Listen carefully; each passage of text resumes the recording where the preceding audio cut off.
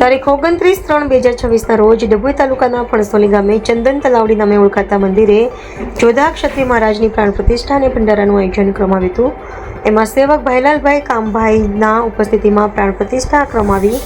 એમાં મુખ્ય મહેમાન તરીકે અશ્વિનભાઈ વકીલ અને આજુબાજુથી પધારેલા પૂજામાં મોટી સંખ્યામાં હરિભક્તો પધાર્યા હતા। રિપોર્ટર ફતેહસિંહ રાઠોડ, વાઘોડિયા। નમસ્કાર। આજે ડભોઈ તાલુકાનું એવું રૂડું ગામ ફણસોલી અંદર આવેલું છે, એટલે કે ચંદન તલાવડી અને ક્ષત્રિય મહારાજ એવા ક્ષત્રિય મહારાજનું અહીંયા મંદિર છે અને દર વર્ષે નવરાત્રિના ચૈત્ર દિવસોમાં અહીંયા ભવ્ય ભંડારો કરવામાં આવે છે। આવો જાણીએ, મહારાજ પણ બુવાજી પણ છે આગળ, તેમના વિશે આપણે બે શબ્દ કહેશે।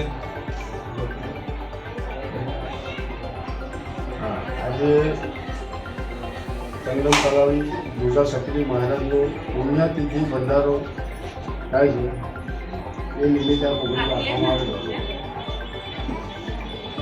તો જોડે જોડે અમારા એવા લોકલાડીલા એટલે કે ડભોઈની અંદર બધા વિસ્તારો અંદર ગરીબ સમાજને દોડીને જતા એવા અશ્વિનભાઈ વકીલ પણ અહીંયા ચેરમેન રીતે આવા કામગીરી કરે છે। તો ખરેખર એમને વિશે પણ વધારે જાણે છે, એમને પણ આપણે વિનંતી કરીએ કે પણ બે શબ્દ કહેશે।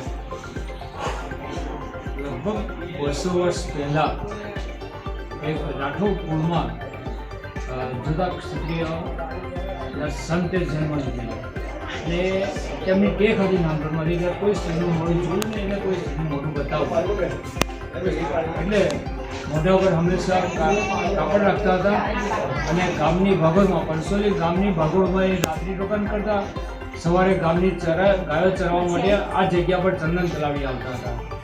એક દિવસે એક બાઈએ નક્કી કર્યું કે જે એમનો વ્રત છે એમાં ભંગ કરાવો, જેથી અહીંયા જ્યારે ગાયો ચરવા આવ્યા ત્યારે એ બેને એમનો જે ટેક હતી, નિયમ હતો તેનો ભંગ કરાવ્યો હતો, જેથી મહારાજે આ ચંદન તલાવડીની અંદર એમને સમાધિ લીધેલી અને જે ગાયો ચરાવતા હતા નિયમ રીતે ગાયોએ પણ અહીંયા નજીકમાં ગાયોને ખબર પડી કે આવી રીતે સમાધિ લીધી છે, તો ગાયોએ તે વખતે પોતે સમાધિ લીધેલી અને જે તે વખતના પોરિયા ખેતરની અંદર ગાયોના અત્યારે પણ છે।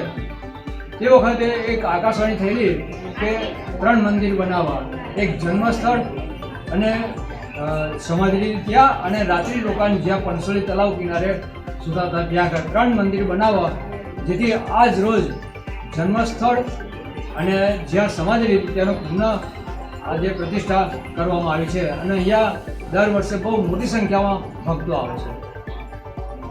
બોલો ખાતરી સત્ર જોધા મહારાજની જય। અને ન્યૂઝ ફતેહસિંહ રાઠોડ, વાઘોડિયા।